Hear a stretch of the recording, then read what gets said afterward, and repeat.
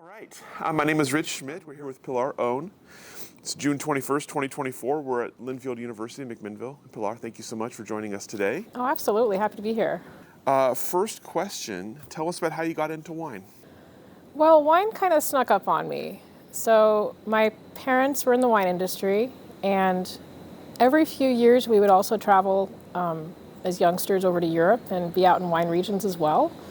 And I think my parents also kind of adopted more of a European way of wine with kids, is that we would try wines, have a sip at the dinner table, not necessarily all the time, but just really, really kind of randomly and occasionally when people were over at my parents' house. And that's one part of just getting to know wine. At 12 or 13, I told my parents affirmatively that Trimbacher Gewürztraminer was my favorite wine, and this was it. This was the one. So I kind of grew up on a background on European wines and obviously domestic Oregon and California. I got into the wine industry kind of on a fluke in a way, but not in another way. My dad was formerly an engineering background, and he and my parents were really, really smart about having us think a little bit ahead. And so when we were in high school, my parents were wanting us to think about where to work as an employer.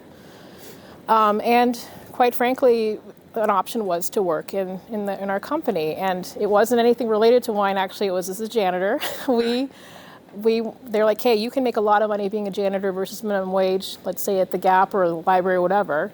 So we're like, sure, just a few hours a week, making that much money as a janitor? Absolutely, let's go for it. That being said, kind of got involved working in the summer times in the office, doing accounts payable receivable, also working out in the warehouse, helping out with cycle counts and inventory. Later on, when I was in university, I would work with the salespeople. And it was in university I decided I wanted to study business, and I wanted to pursue Spanish and German, which I took both languages in high school. My intention was to work for a multinational corporation, travel the world, speak languages, do business. And then there was a professor at UVO. Her name was Carla Mesky. She was brilliant. She had just a long track career in the toy industry. Ironically enough, she actually was involved with Kenner, built the Shack, toys, dolls, whatever. And she pretty much said, I know you guys have a lot of options. I was graduating in '98 before the stock market crashed. A lot of you guys are getting a lot of letters, and honestly, I was too. I wasn't an A student, but I was enough to get, kind of in people's radars. And she said, if you're smart, you start low and you aim high. And I highly recommend, whether you're marketing, you're management, you're whatever, you work for a distributor. And working for a distributor, you can get to know everybody from the consumer side all the way to the manufacturer, the supplier. And when you have so many years of your tool belt and working for a distributor, the sky's the limit. You can see all those options. You have experience of dealing with, all the chain, and then you can move from there. And so that's why I had a really big look about, hey, yeah, let's start working for Lemma Wine Company and get into wine after I graduated. Before we continue the story, tell me a little bit about the background of Lemma before you joined it. In terms of Lemma Wine Company itself, it was founded in July of 1973. And the founding members included my grandfather, my father, and my uncle. My grandfather, Albert, was retired, and my dad, Greg Lemma, was wanting to start a business. And he discovered that there was a niche for fine wines. He wasn't the first fine wine distributor in Oregon. There were, I think, one or two maybe before that, but he was kind of early on in the pack of discovering that there's a niche in the Oregon market, because at the time it was more Almaden, Gallo, what we now know is kind of like the jug market. And his whole focus was to find things that he could discover for people and to introduce them to things that they've never seen before or are hard to find in the Oregon market. So from that history, it propelled him into importing wines. He early on was actually bringing in wines from California. The easy thing would have been to continue with the jug wine market and continue with fruit wineries in Oregon, and he didn't have a passion for that. He wanted to discover things and find people's crafts and just kind of promote them instead. So tell me about, obviously growing up with that around you, tell me about sort of the culture of wine in your family and the sort of the appreciation for wine in your family. Oh, sure. My dad was really big about studying, really big about learning. I mean, the fact that the sky was the limit on wine and what's out there was huge. And even today, I think if someone's in the wine industry, I kind of tell people it's like the computer industry. Nothing stays the same forever on the laws, on what regions are discovering or wineries are discovering. And so with that, it was really interesting to kind of learn more and more about wines along the way as well with him. And I grew up with a lot of the classic wine growing regions, a lot of the classic producers, and also the aspect of food and wine. That was also another part that I felt was kind of embedded early on growing up. So after graduating, tell me about your first step. So after graduating, I actually worked for just a little bit. The understanding was that I was going to take a few months off after University of Oregon, and the opportunity, because I had a German background in that language, I actually ended up working the harvest and spending like about 3 months in the Mosel Valley with a family friend, Kesselstadt Winery in the Mosel Valley, established since 1349. They were family friends of my parents going back from the late 70s, early 80s, and befriended them. Her husband, Gerhard, was a retired Michelin chef. They lived out in wine country in beautiful Mosel Valley. And it was a deluge of a rain harvest in '98. So rather than just be involved with the vineyard team, which I was a little bit, and Gerhard's like, I'm going to get in trouble if you get sick pulling harvest, so you're coming with me. Or I'd come with Gerhard, and we would travel around Germany promoting Kesselstadt. I would just kind of be right there, kind of watching them and play with their brokers. And her family, the Ray family, also owned at the time Domaine Bretagne in Burgundy. So I spent time there for a little bit because her sister ran that winery. So I started work at Lemma for a couple months that summer, then went away for a bit, and then came back, and I had a sales account base on and off premise. Again, in true form of everything started the ground up. I was not given the silver platter of accounts. I had Malala, and I had, just outlying areas. I had some Portland, and I just grew. I also befriended and at that point also got to know the Oregon coast, Newport, Lincoln cities. I used to go there every Monday for years, once a month, go on there on a Friday, and just invest time on people, invest time on sharing our craft and our story of the wines we were carrying with others. So basically Portland metro area-ish down to Silverton, but also the Oregon coast was how I started. What did you still have to learn at that point about, we'll start with wine. What did you have to learn about wine at that point? Oh my gosh. I think the biggest shock, because I had tried wines along the way. When you do your first wine tasting, and there's more than 24 wines, which of course on our theme wine tastings there'd be 80 to 110, your palate, growing that palate was essential. And I remember, I think it was after wine number 26, I told my dad, I can't taste anything. I've tried, I've had bread, I just can't taste anything. So that was humbling because, to build yourself up to that level, it took a while. The other aspect was people. How do you connect with and build relationships with every personality out there? And learning early on, that's the one thing I always did in my craft or my role was, you can always talk to the head bar, you can always talk to the principal person, but it's all about relationships. And I got to know the busters. I got to know the people that were the water pitcher people. I would say, listen, I'm doing a tasting at your restaurant. Invite whatever you want. They have to know. So there's buyers that became buyers at Heathman Hotel and Ringside and other locations where they were the busters and they were kind of the entry-level positions, like at Mother's. Naomi Pomeroy was there and Savannah Ray was there and Jeff Groh was at Inner Otter Crest when I first met him, Newport, and he became a head buyer in Portland. He's now up there in the chain in Maui, So there's just a lot of that sense of learning connection to people, building the relationships with people, but also know when to push and pull. And back in the late 90s, there were a few of us female, salespeople, but there weren't a lot. And especially in one market, I was the only female rep, and so I kind of had to hold my ground a little bit. But just kind of learning, playing the right game and doing the right thing, but also standing up for yourself. I think that was another part that I also had to learn. How do you build that confidence, or how did you build that confidence? Well, I'm like an extroverted introvert. So this was kind of, this was a good thrust into getting me to have more confidence. And I think that's one thing that my parents raised us, is being true to ourselves. And in the form of business or any relationship, be it personal or professional, if you know who you are, what you're willing to put up with, what really not to put up with, if you stick to that, you're going to be okay. And I think that's kind of where I kind of stuck to my guns along the way, just knowing that I can say yes to only so many things. There's things I have to say no to. The industry is way too small for me to tell one customer, okay, yeah, we can do this. It's not going to work because everybody knows what everybody else is doing.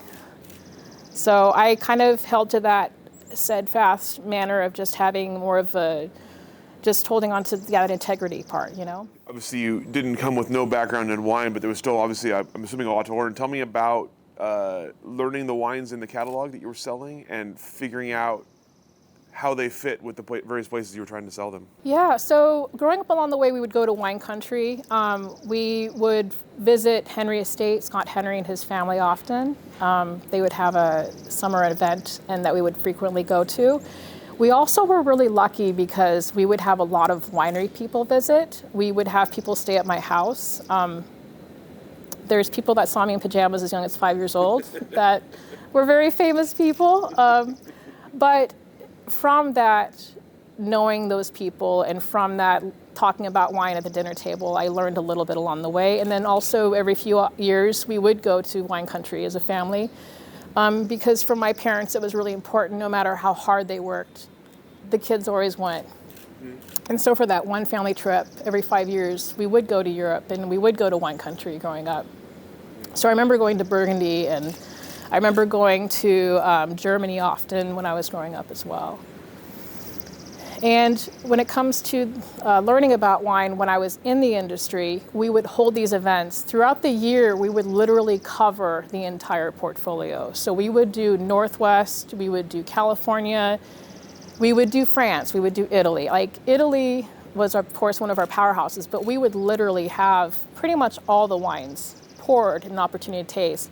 We had Vega Sicilia from Spain in our book. We had Romani Conti at some point in our book. We had wineries that I think now today they'd probably be like, hey, yeah, no, we're probably not going to show that at a wine tasting. But we included all that. And the big thing about our staff, kind of on the part of my dad, was education is so key.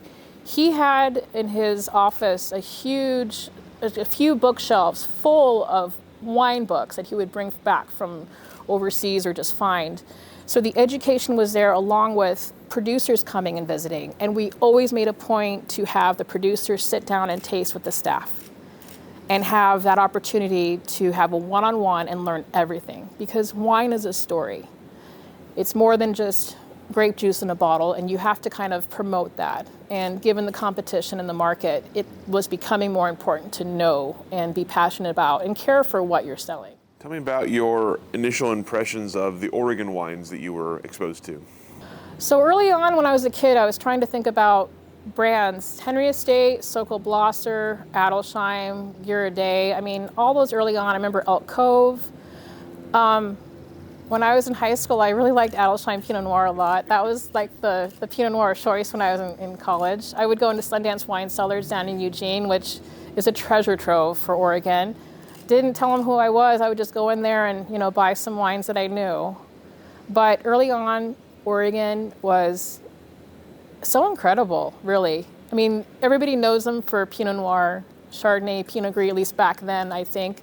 And this is just an impression as a college student, but there was so much more to discover. And so it was only when I got into working for my parents that I got to try more, in that realm. So you mentioned obviously the kind of, you had a big sprawl of area that you were covering and selling wine in.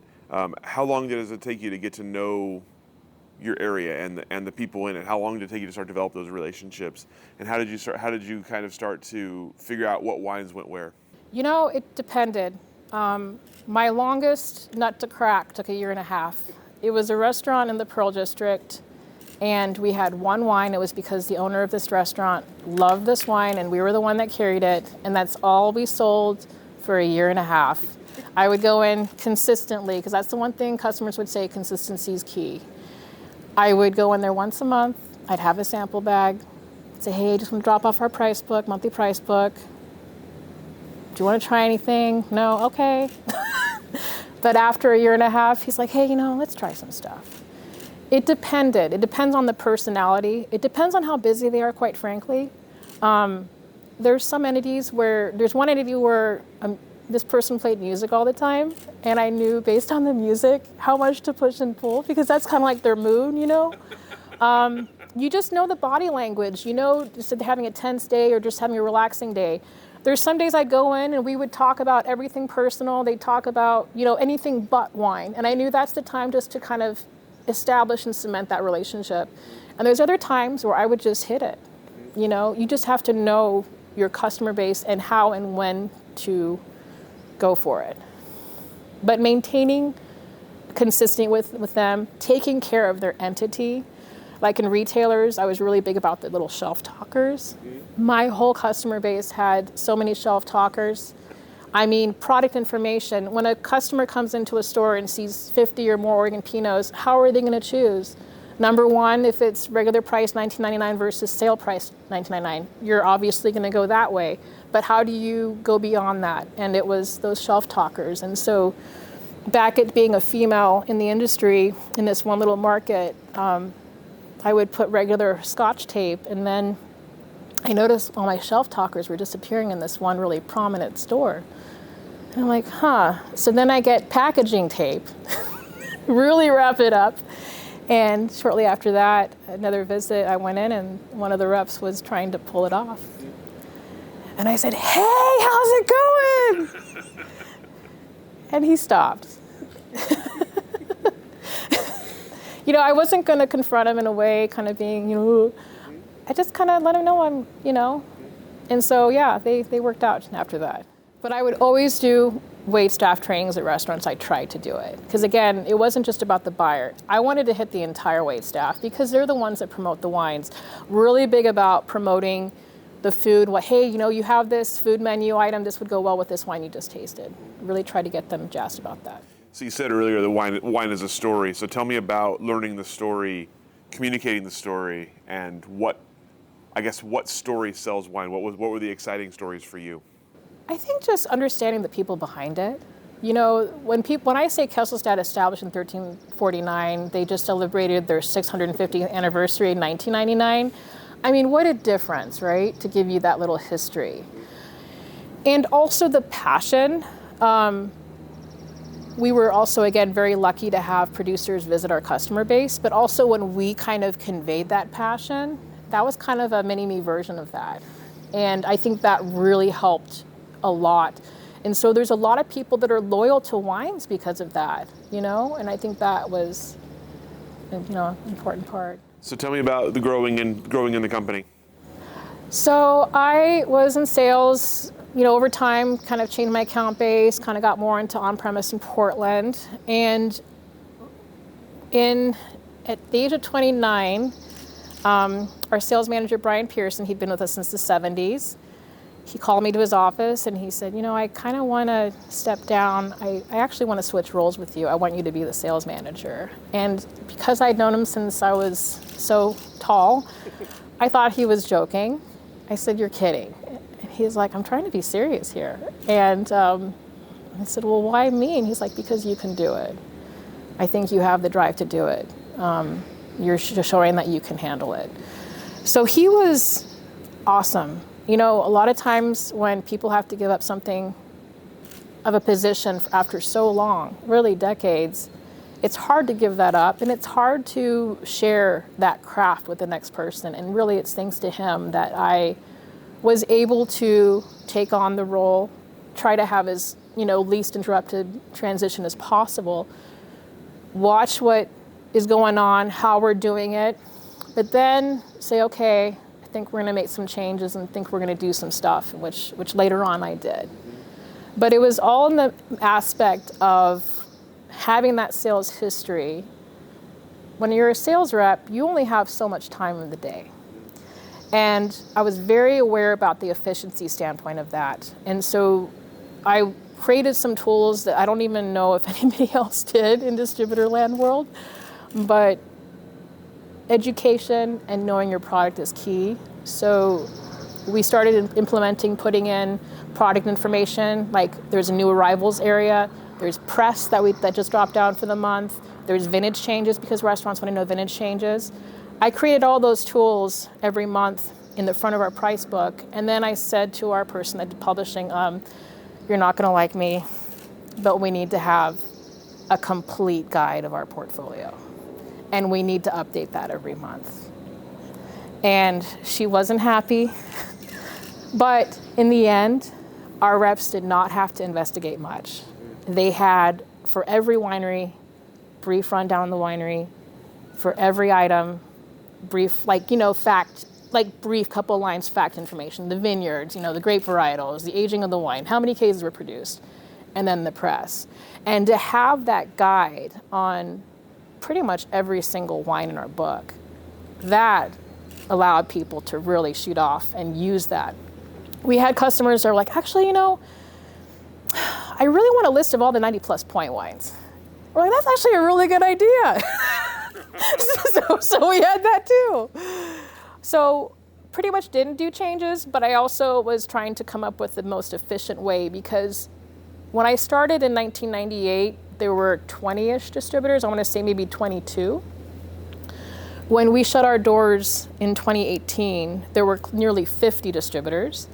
There were about 7, 8 alone that opened up that year. I had already heard rumblings of Republic coming in, RNDC, which they did announce a month after we closed. They were officially coming in.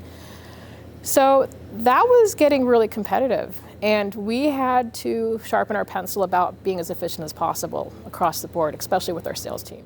In your role there, tell me about sort of what was your sort of daily, weekly role as salesman? So were you still handling accounts at all, or were you just setting up other people for success? So two parts. I kept a small percent of my account base. I literally have them almost raise their right hand and say, I promise I'm not getting more mad at Pilar for not being there every week. Because my other aspect was to get to know the state. I want to know our out-of-town sales reps more, because we had reps in Bend, Eugene, and Southern Oregon, and shortly after that in Salem. So I would work with them every year for a week. If anybody was on vacation, they called in sick. Not really the outlying for a day sick, but I'm talking more than that. But I was there. It could be minus 20 degrees in Bend, and he is on vacation. I'm right there. So it was important for me to understand our reps, understand their customer base, but also know where that sky the limit is for every single customer and where every single rep. And over time after doing that, that's where, again, I would have people tell me, you're crazy. Like, you are working a lot trying to visit around Oregon. I would even work with our sub-distributor in Baker City and Pendleton, because you know what? I was the only person that'd been out there in 10 years. But back to relationships and loyalty, the dividends were right there. And back to when, let's say I had a rep change. I had the Rolodex of the customer base. I already knew how to handle that market. So if somebody left, I could just jump right in and do it myself. Again, back to the efficiency, back to knowing your customer base and relationships. I already had built that relationship, not to the level my rep was, because they were there every week, but enough to where we weren't going to go really fall far behind. So my reps, I was there for the support for them. There were times where they're like, okay, I know you're going to say it.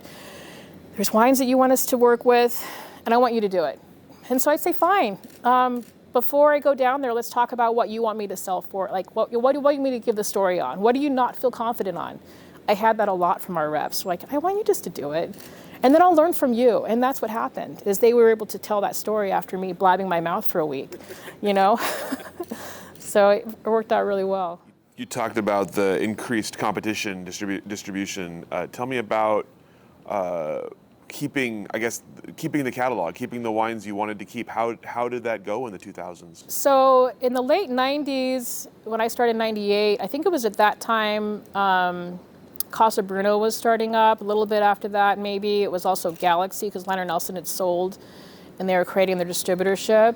You know, there was some competition there because, of course, you know, there's always a greener grass, or hey, I have a relationship, or hey, I have reasons for this, or whatever.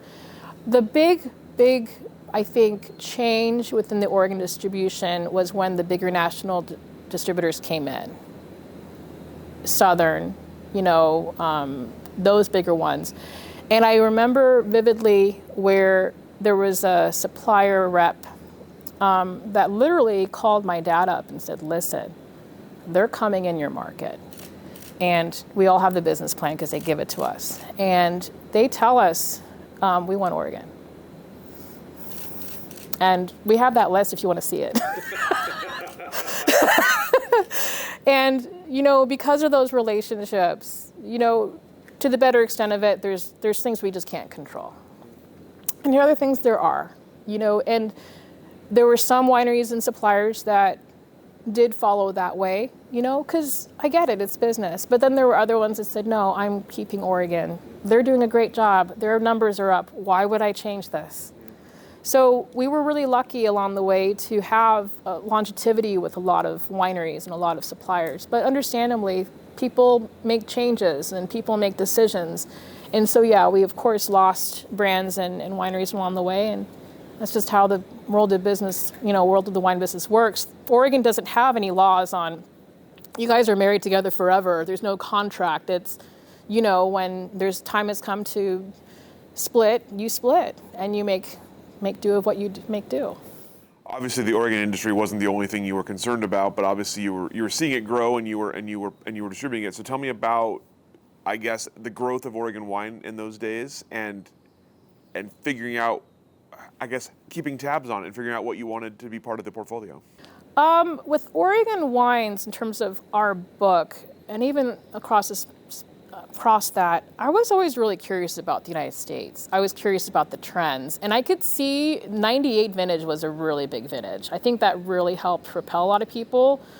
I can't speak for the past. My guess would probably be 94, but Oregon was getting in that radar more and more. And there were times where wineries or suppliers would say, hey, you know, I think I'm going to start selling some Oregon brands around the United States. What do you think, you know? So I could see that there was a pulse going on with Oregon wines. Oregon will always be up front and center for our market because our customer base, not just the on-off-premise buyers, but the consumers. Everybody's all about hyper-local, and you can't get more local than Oregon wines. So the importance of having Oregon wines was there. I don't think we would ever have cannibalized ourselves and just had Oregon wines because after a point you dilute yourself. But I think that was always an importance. And seeing the growth of Oregon wineries, I mean, I don't know how many there were in mid to late 90s as we trajectory over into 2020, but I would say it probably would easily have catapulted.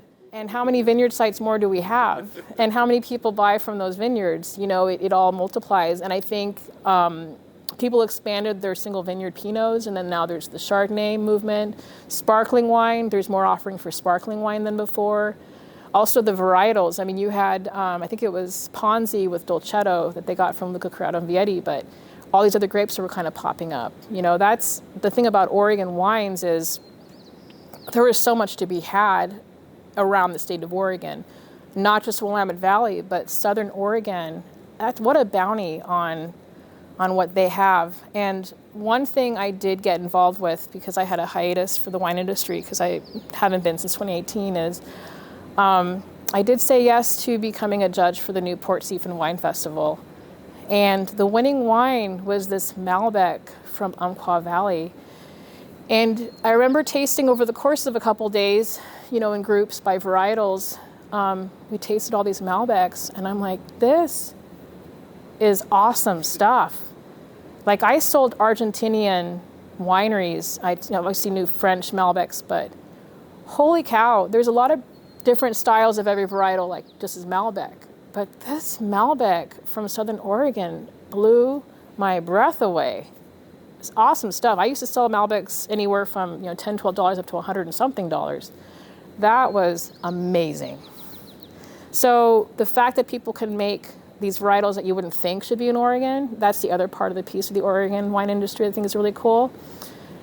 And then the other thing that I think is really unique is the craft of kind of off the beaten path things. Obviously we're huge on beer, we're huge on cocktails and,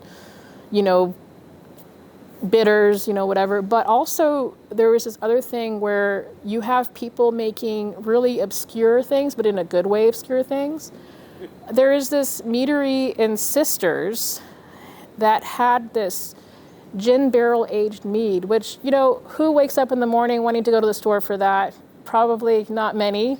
But then when you try it and you're like, holy crap, this works. I think this would be really good with cheese, or I think this would be really good with a bartender like mixing. And so my sister, I have two sisters that are still in the wine industry, and I was telling, gosh, there's this meadery from Sisters that's aged in gin barrels. And she's like, oh my gosh, my Washington distributor was raving about this Oregon meadery and how he thinks he could sell this gin barrel aged mead. That's Oregon and also Northwest and other markets. That's how things propel and things evolve and things grow, because you have people, and where consumers buy, those are really kind of the gatekeepers, right? They have the power play of what they want to promote and what they want to put on their wine list or what they want to put on their retailers. The fact that these people are willing to put anything under the sun that they believe in, literally, they're not just following the name brands or following what's in Wine Spectator or whatever.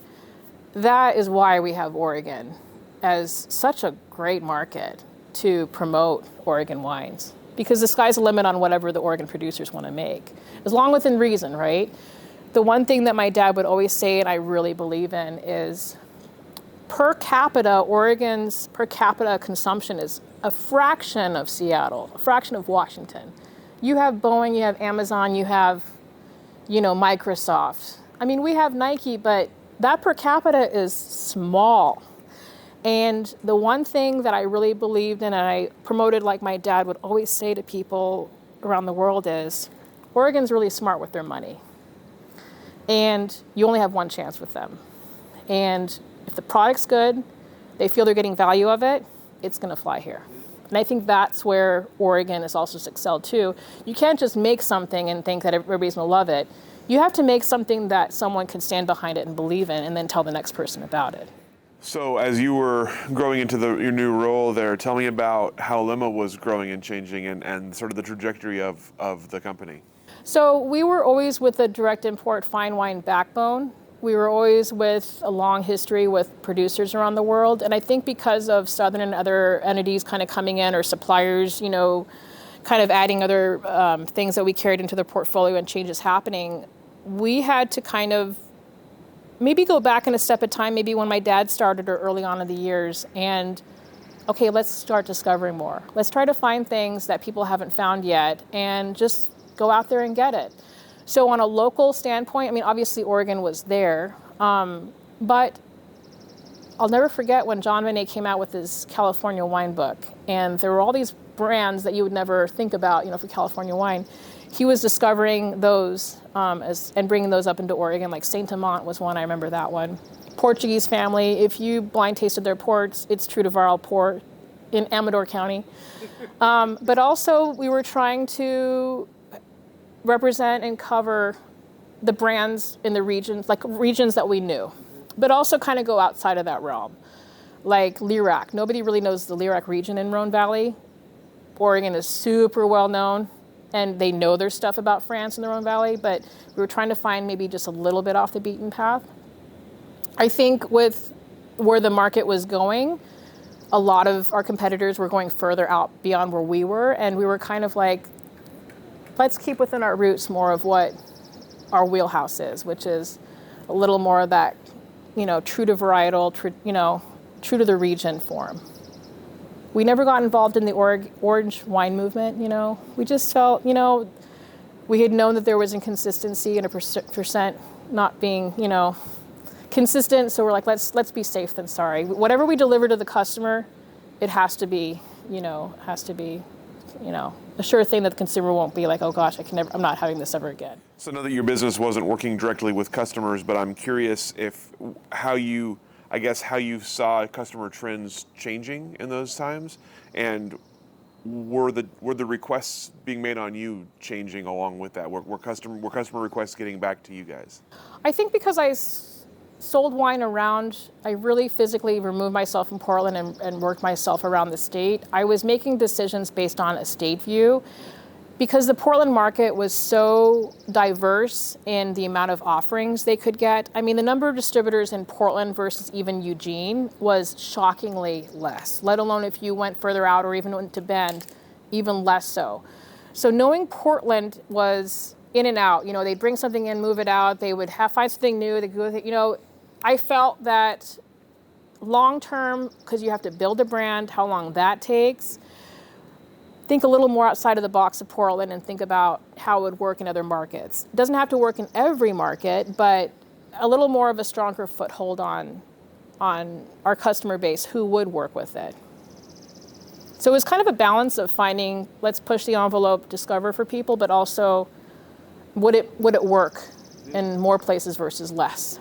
When it came to discovering, especially, or when it came to adding brands, what were the things you looked for? What would be, in addition to the wine quality, what were the things you looked for when it came time to decide who to partner with? So the relationships were really good. Sometimes my dad would email some people, contacts in certain countries, and say, hey, I have a hole for, let's say, Tuscany.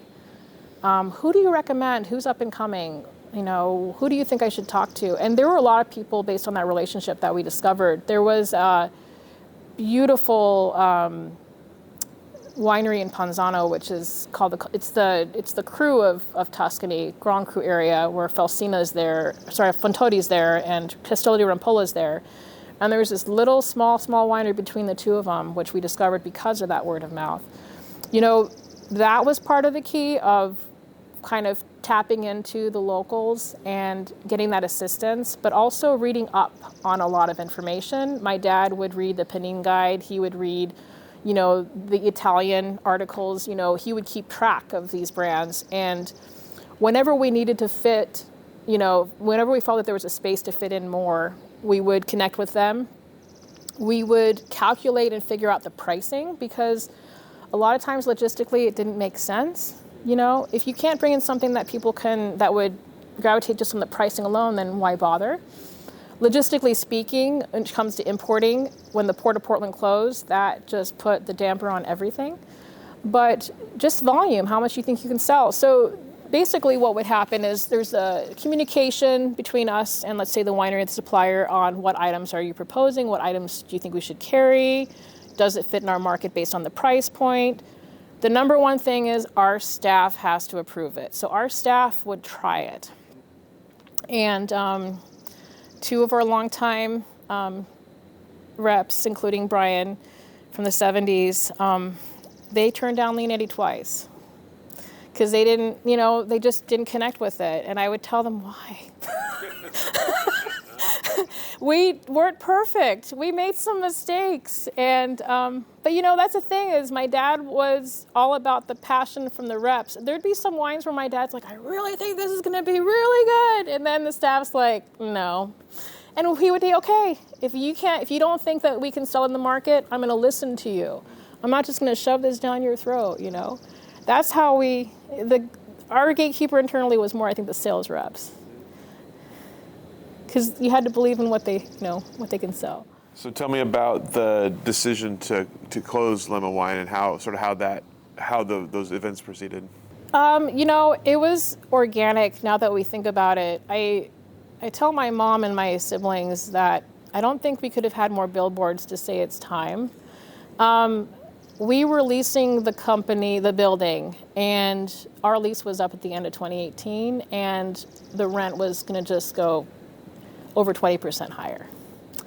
And we also had to redo our inventory software system, which is not an inexpensive thing to do. And we also could see the pie was getting so much smaller. And knowing that Republic was coming in and just the classic business school one-on-one, don't get caught in the middle, I could see where we're getting caught in the middle. I could see we were too small for some people and too big for some people. And I think over time, it probably would have happened. I'm sure probably COVID, Republic, other entities, things to follow. I think our time had come. And so as a family, we made that decision. It was heartbreaking. To walk away after so many years, it's like, it's something else.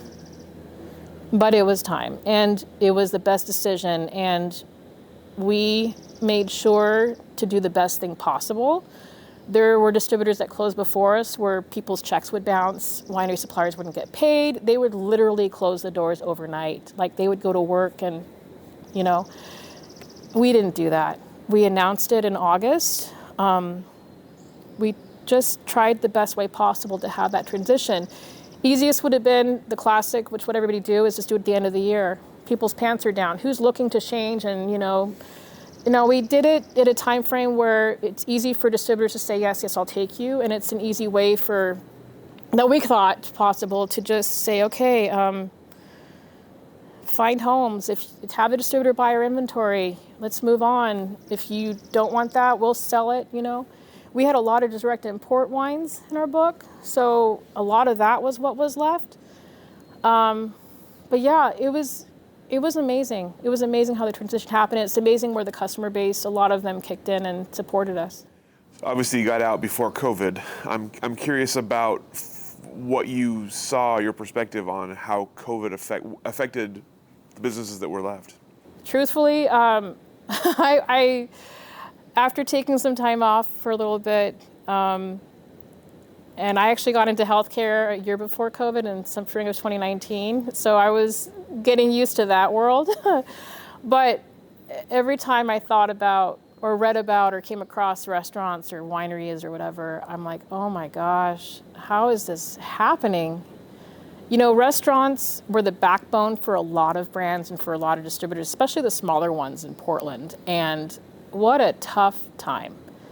One of the main things for selling wine is sampling wines, consumer events, reps pouring the wines at retailers, having winemaker dinners, all that was gone. And the other thing that I saw that was different was, back when I was selling wine, there was a thing about, well, I don't want you to sell at Costco. I saw so many brands at Costco that were formerly, I don't want you to sell it at Costco. The thing is, when you're a business, when push comes to shove, you got to do what you got to do and sell some wine. And, the other thing about just like COVID, 07, 08, the economy, the crashing. I remember my dad saying, you know what, I'm really glad I'm here to watch, guide you as this goes down, because it's going down. It's going down hard, but don't worry. Been there, done that, opened in 73. We're going to persevere and do our thing. So, but I think COVID was different because of things closing physically. And small businesses, Oregon wineries, we're all ones where we're just kind of doing the best we can month to month or a few months at a time, So I was very concerned about that. I was really, frankly, worried about that. And I don't know how many wineries if they closed or restaurants if they closed, if there's data on that, or retailers. Obviously there's a lot of retailers that have left, but obviously there was an impact there. So you mentioned your personal transition out of wine. Tell us about your next step after Lemma. Well, I figured after 20 years in sales, I think I could hang my hat on that. And I am at an age in my 40s where it's not about how much money you make, it's your benefits and your peace of mind. I honestly had options to work in a regional rep or sales manager for certain entities, and I politely said I really appreciate it, but my time has come on that. I had just had a baby a month before we announced closure. So during my maternity leave, my phone blew up that one day we announced our closure.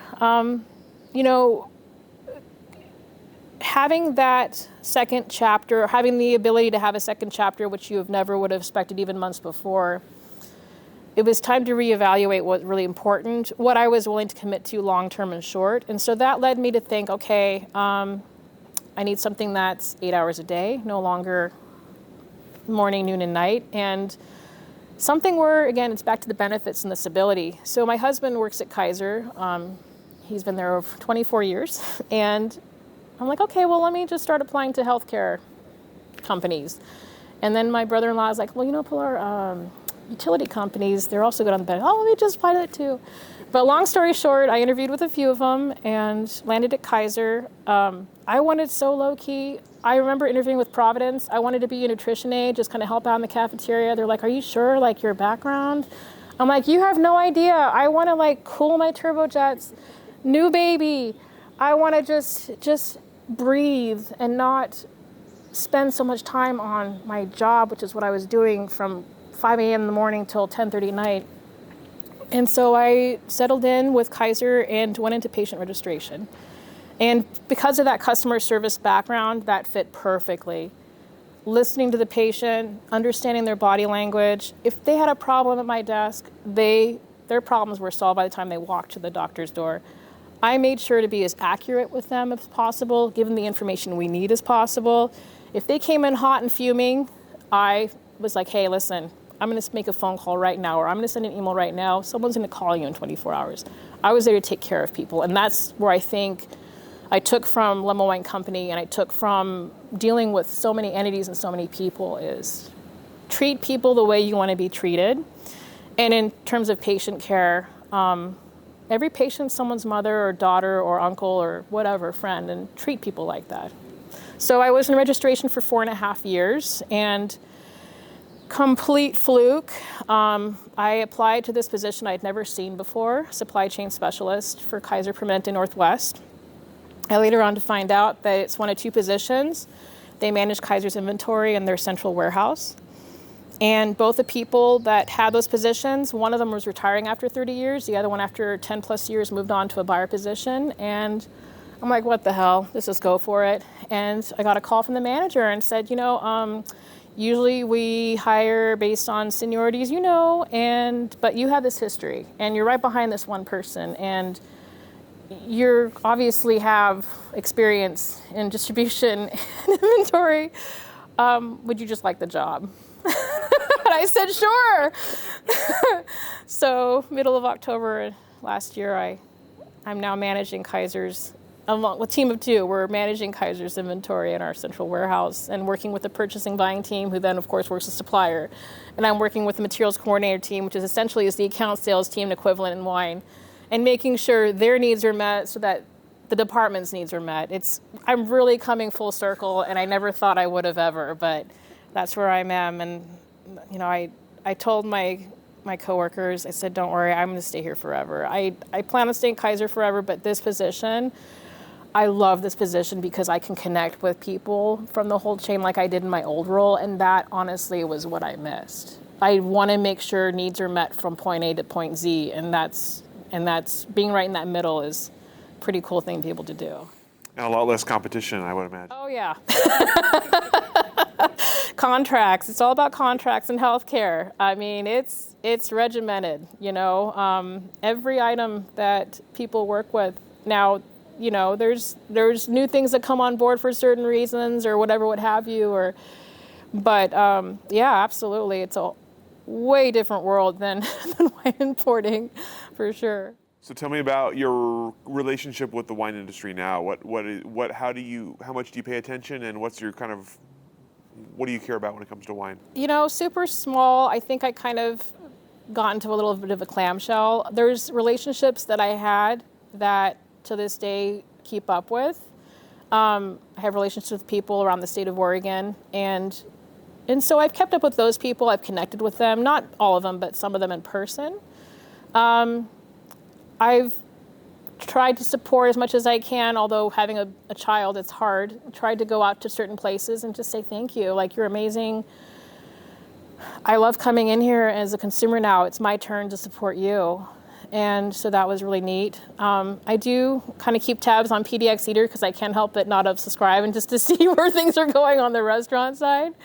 And after so many years, I said yes to the Newport Seafood and Wine because I'm really wanting to keep tabs in a certain loose sense of what Oregon is going for, what they have to offer. And it's my little tiny way, a small percentage of, kind of seeing what's out there, what's up and coming, of people trying to build something.